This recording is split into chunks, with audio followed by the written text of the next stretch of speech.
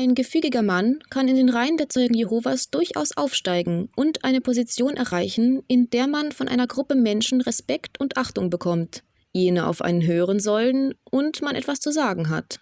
Man ist eben wichtig. Sie spüren zwar, dass etwas nicht stimmt und auch nicht mit der Bibel in Einklang zu bringen ist, aber auf der anderen Seite können und wollen sie sich nicht eingestehen, dass die Wachtum-Gesellschaft sie in Wirklichkeit betrogen hat, sind bei näherer Betrachtung rein menschliche Motive, die nicht immer etwas damit zu tun haben, dass man in der Wahrheit ist und felsenfest davon überzeugt ist, sondern sie zeigen uns die dunkle Seite der Wachtum-Gesellschaft, warum viele Menschen nicht austreten können oder wollen. Wahrheitsliebe Podcast. Hier bist du richtig. Klare Themen, biblisch fundiert, Schritt für Schritt erklärt.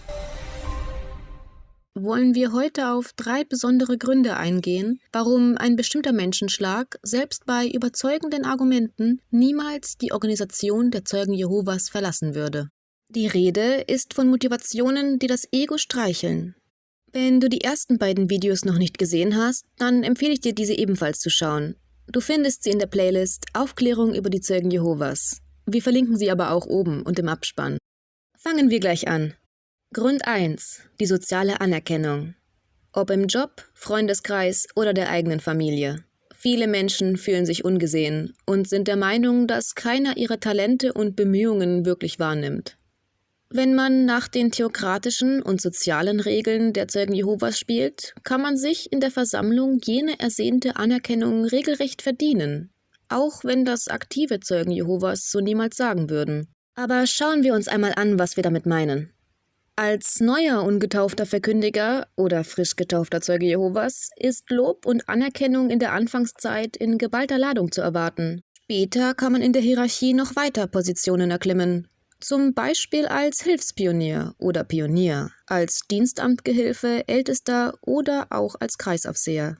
Selbst wenn man das Gebiet für einen Auslandseinsatz oder als Missionar erweitert, steigt man schlagartig in der sozialen Anerkennung. Und viele bewegen sich dann gerne im Dunstkreis jener Personen, allein schon deswegen, um neue Informationen zu erhaschen. Einer der höchsten Formen in der sozialen Anerkennung wird allerdings dann erreicht, wenn man regelrecht Karriere bei den Zeugen Jehovas macht. Soll heißen, wenn man ein aktiver Teil eines Bethels wird oder sogar in die Weltzentrale der USA wechselt. Immer mit der Aussage, man möchte Jehova noch mehr zurückgeben oder ihm noch besser dienen. Viele von denen mögen das aus einem aufrichtigen Wunsch tun. Aber leider haben wir zahlreiche Typen, und hier passt das Wort Typ wirklich gut, kennengelernt, bei denen wir die aufrichtige Motivation in Frage stellen. Natürlich kann man nicht in das Herz eines anderen Menschen blicken, aber der Schöpfer hat uns ausgestattet mit Denk- und Unterscheidungsvermögen, einer Beobachtungsgabe sowie mit Menschenkenntnis. Viele derer verraten sich durch ihre Art und Weise, wie sie agieren, was sie sagen und vor allem, wie sie es sagen. Die absolute Krönung der sozialen Anerkennung erreicht man dann, wenn man Teil der leitenden Körperschaft wird. Stellt euch nur vor, wenn einer der 8 Männer, die Jehova als einen Kanal berufen haben soll, ein Bethel oder eine Versammlung besucht und dann unmittelbar vor dir steht und du ihm die Hand schütteln kannst, wie bei einem Popstar. Alle Augen wären die ganze Zeit über auf diese Person gerichtet. Und später würde man in seinen sozialen Kreisen damit kokettieren, dass man heute einem Mitglied der leitenden Körperschaft, wie Bruder Garrett Lösch, die Hand gegeben hätte, er einen gigantischen Vortrag gehalten hätte, den man noch nie so gehört hat, und dass er doch so demütig sei.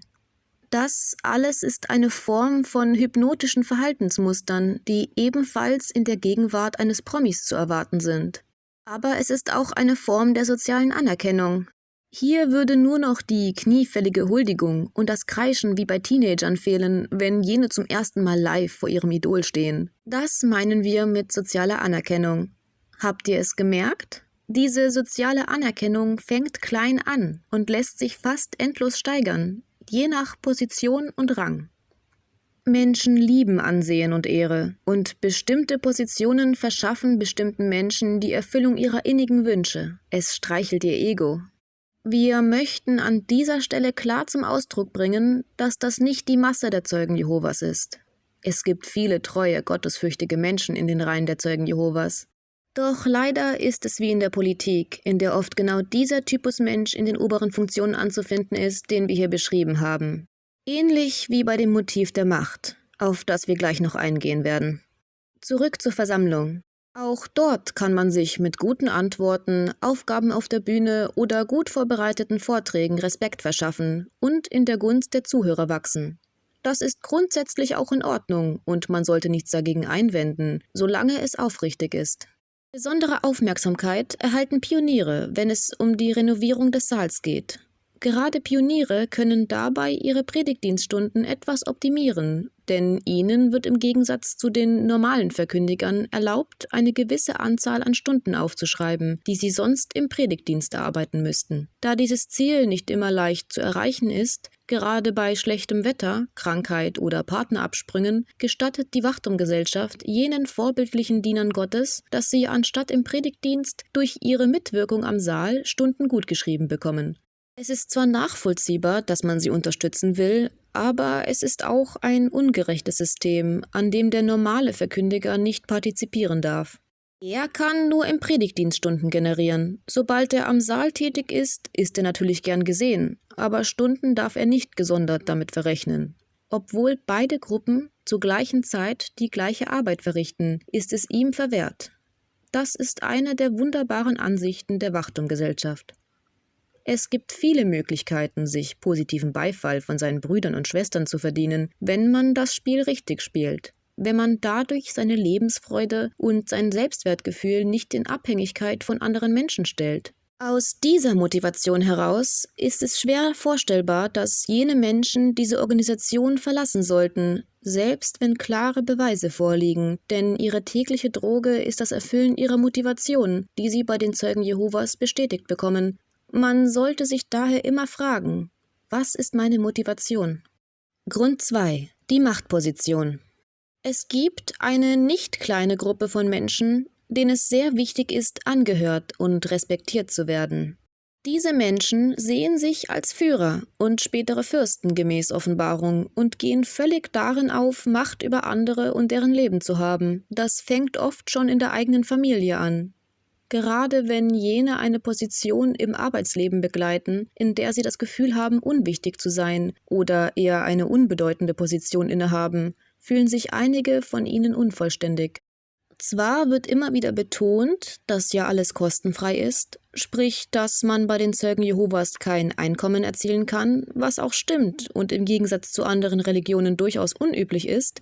Für einen Menschen könnten allerdings auch andere Motive außer Geld eine wichtige Rolle spielen, wie beispielsweise Macht. Ein gefügiger Mann kann in den Reihen der Zeugen Jehovas durchaus aufsteigen und eine Position erreichen, in der man von einer Gruppe Menschen Respekt und Achtung bekommt, jene auf einen hören sollen und man etwas zu sagen hat. Man ist eben wichtig. In den bereits beschriebenen Führungspositionen, wie den eines Ältesten, kann man direkte Macht über Menschen ausüben, welche Gehorsam leisten müssen, um nicht innerhalb desselben Systems bestraft zu werden. Einige in diesen Machtpositionen mögen edle Motive haben und überzeugt sein, Gottes Wille zu tun, aber sicherlich gilt das nicht für jeden, um es mal vorsichtig auszudrücken.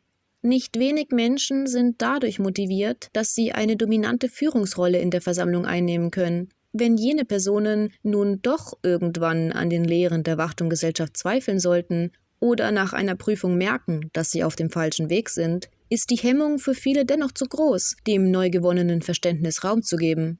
Man würde ja seine Machtposition unweigerlich verlieren. Ich kenne Personen, die aus Angst, ihre Position zu verlieren, lieber das Spiel mitspielen, nach außen den Hirten geben, andere belehren, aber innerlich keine Überzeugung mehr haben. Hier auf unserem Kanal verfolgen wir unter anderem das Ziel der Aufklärung und dazu gehört auch, kein Blatt vor den Mund zu nehmen. Wir wollen institutionellen Glaubensgemeinschaften oder Religionen die Maske runterreißen und zeigen, wer sie in Wahrheit sind. Deswegen werden hier noch eine Menge an Erfahrungsberichten folgen, die besonders dem Thema Macht und Machtmissbrauch gewidmet sind. Grund 3. Den eigenen Irrtum bekennen. Wer kennt nicht folgende Situation? Du und dein Freund werden sich nicht einig über ein bestimmtes Thema. Ihr diskutiert jetzt schon seit Stunden und ihr entscheidet euch letztendlich im Internet zu recherchieren. Es kommt nach einer kurzen Google-Suche heraus, dass dein Freund falsch lag. Zuvor hatte er seine Auffassung vehement verteidigt und jetzt stellt sich plötzlich heraus, dass er falsch lag. Wie viele Menschen kennst du, die ihren Fehler einfach so zugeben und sich dann sogar noch entschuldigen würden? Wie viele würden versuchen, sich rauszureden, Gesagtes zu relativieren oder gar das Thema zu wechseln? Es ist nicht leicht, sich einen Fehler einzugestehen oder die Schmach zu ertragen, dass man sich geirrt hat, obwohl genau das ein Zeichen von Stärke wäre. Jetzt stell dir doch bitte einmal vor, wenn du viele Jahre für die Lehrauffassungen der Zeugen Jehovas Partei ergriffen hättest, wenn du viele, sogar Freunde oder Teile der Familie verloren hast, ganz zu schweigen von den vielen Menschen, denen du gepredigt hast, die dich alle als einen Zeuge Jehovas eindeutig identifizieren würden, wenn du jetzt zu dem Entschluss kämst, dass alles nur eine Täuschung war. Es gibt einige Zeugen Jehovas, die schon seit 50, 60 Jahren oder noch länger in den Reihen der Zeugen Jehovas sind. Gerade jene mit der längsten Lebenserfahrung wissen oft ganz genau, dass bei den Zeugen Jehovas etwas nicht stimmt, ja sogar Zweifel hegen, die aber sobald jener aufkommt, rasch weggedrückt werden. Doch selbst wenn sie jetzt forschen würden und herausfänden, dass sie mit der Wachtum-Gesellschaft falsch lagen, sind sie einfach nicht bereit zuzugeben, dass sie falsch liegen. Der Grund: Sie haben einfach zu viel investiert, zu viel geopfert und auf zu viel verzichtet. Seien es Karriere, Freunde oder Familie, sie haben ihr ganzes Leben in diese Organisation gesteckt, in die vermeintliche Wahrheit. Einige, die an diesem Punkt stehen, merken erst jetzt, wo sie alt geworden sind, wie es bei den Zeugen Jehovas wirklich abläuft. Sie merken es an der Art, wie man sie behandelt, dass sie beispielsweise sehr selten oder gar nicht mehr besucht werden, oder indem man ihnen nicht mehr zuhört, nur dann, wenn sie es schaffen, aus eigener Kraft in die Versammlung zu kommen. Jetzt merken sie, dass vieles bei der Wachtum-Gesellschaft reine Lippenbekenntnisse sind, denn der Fokus liegt wie immer auf dem Predigtdienst, der das Denken der Zeugen Jehovas bestimmt und sie auf eine gewisse Art auf dem Abstellgleis gelandet sind. Sie spüren zwar, dass etwas nicht stimmt und auch nicht mit der Bibel in Einklang zu bringen ist, aber auf der anderen Seite können und wollen sie sich nicht eingestehen, dass die Wachtum-Gesellschaft sie in Wirklichkeit betrogen hat. Sie sagen Sätze wie: Das kann doch jetzt nicht alles umsonst gewesen sein. Es stimmt, vieles ist im Argen, aber ich bin jetzt schon so lange diesen Marathon gelaufen und werde daher den Rest bis zu meinem Tod auch noch erdulden. Das ganze Leben ein Kampf. Vielen fehlt auch eine echte Perspektive außerhalb der Zeugen Jehovas. Ihr ganzes Leben hat immer nur innerhalb dieser Organisation stattgefunden. Der wohl kernigste Gedanke ist, dass man sich selbst eingestehen müsste, falsch gelegen zu haben. Sie ähneln daher dem Freund, der in unserem Beispiel fest glaubte, dass er richtig liegt, aber am Ende dennoch falsch lag. Das waren die 3 ego-orientierten Gründe, warum es manche nicht schaffen, die Wachtum-Gesellschaft zu verlassen.